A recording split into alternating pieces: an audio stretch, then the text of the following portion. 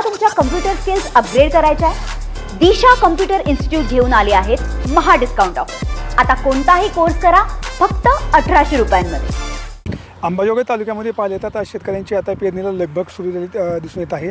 तसं पाहिले तर हे पूर्वी जे शेतकरी आहेत ते बैलाच्या माध्यमातून पेरणी करायची, पण आता जास्तीत जास्त पाहिले तर आता लोक यंत्राच्या माध्यमातून पेरणी करायला लागले। तर आता असंच माझ्यासोबत काही शेतकरी आहेत, आपण त्यांच्याशी संवाद साधणार की दादा काय सांगाल, पूर्वीचे आपण जी पेरणी करायची हे बैलांची पेरणी असायची, माणसं जी असायची, आता जास्तीत जास्त लोक आता यंत्राचा वापर करून आपण आता सध्या पाहिलं तर ट्रॅक्टरच्या माध्यमातून पेरणी करायला लागले, काय सांगाल? तर सुरुवातीला बैल होते, ते बैलांचा खर्च आता बैल असल्यामुळे ते बैलाचा खर्च वाढला आहे, म्हणजे सांभाळण्याचा खर्च बाकी इतर गोष्टीमुळे। त्यामुळे बैल शक्यतो पाळणं टाळायचलेत, जरी पाळले तरी एका दोन बैल फक्त कोळपण्यासाठी, नाही तर बाकी यंत्राचाच उपयोग चालू आहे। ह्याला आता हे जे आपण त्या ट्रॅक्टरच्या माध्यमातून ह्याला काय भाव कसं करायला लावलेला असतो?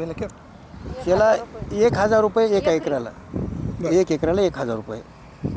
तर शेतकऱ्याला पोट खातं का आपले? परवडतं ते। कसं पोट खातं? म्हणजे आता त्याच्यामध्ये टाईम बी फास्ट होऊन जातं हे काम, आणि बियाणाचा खर्च बी कमी, आणि योग्य बियाणं पडतं आहे, आणि खत बी योग्य जेवढं पाहिजे तेवढे। तुम्हाला आता खत बियाणे व्यवस्थित मिळतं आहे का? हो। भाव वगैरे त्यांचे चांगले आहेत? कसे भाव सध्या पाहिले तर खताचे भाव काही शेतकरी जास्त म्हणजे दुकानदार जास्त घेतात का? आता खताचे जनरली जे भाव आहेत, आता ते यावर्षी तर 1700 रुपये, काहीचे 1400, 1300 रुपये असे खताचे भाव आहेत सध्या, जे बाजारात भाव आहेत ते। ताई काय सांगाल, पूर्वी जे पहिले बैलांनी पेरणी करायची, आता बैल दिवसांदिवस कमी होत चालले, तर काय कसं बघता याच्याकडे आपण?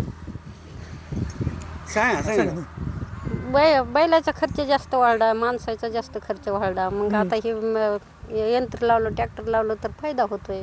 बरं, एक तर तुमची वेळेची बचत होती, वेळेची बचत होती, 10 दिवस लागायचे ते 2 दिवसात होऊन जातंय। पेरणी चांगली होती ना? हां, पेरणी व्यवस्थित होती।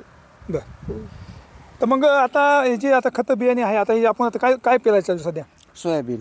बरं, आपल्याकडे जास्तीत जास्त सोयाबीन जास्त प्रमाणात सोयाबीन, त्याच्यामुळे आता ट्रॅक्टरमधून वेळ वाचतो, खर्च म्हणजे खर्च व्यवस्थित, खर्च कमी होत आहे, आणि योग्य बियाणं पडते, आणि खतं बी जेवढं पाहिजे तेवढं व्यवस्थितपणाने खतं पडतात।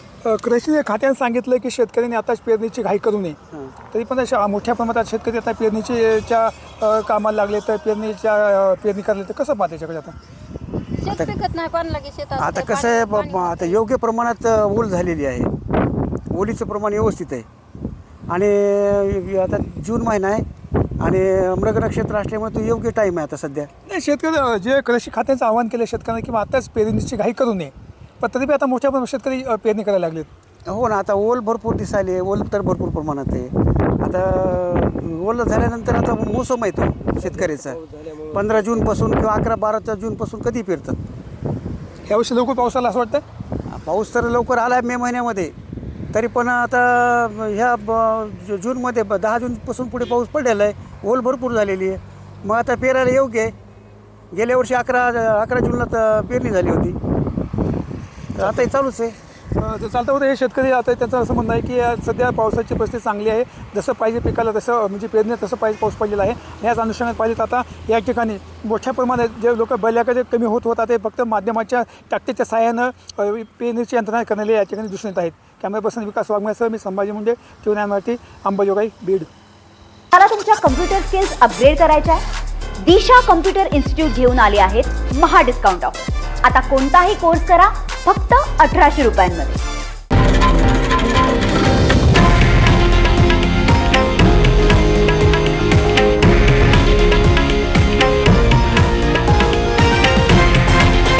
हे आहे देशातील नंबर 1 न्यूज नेटवर्क, आणि आपण पाहत आहात TV9 मराठी, एकमेव।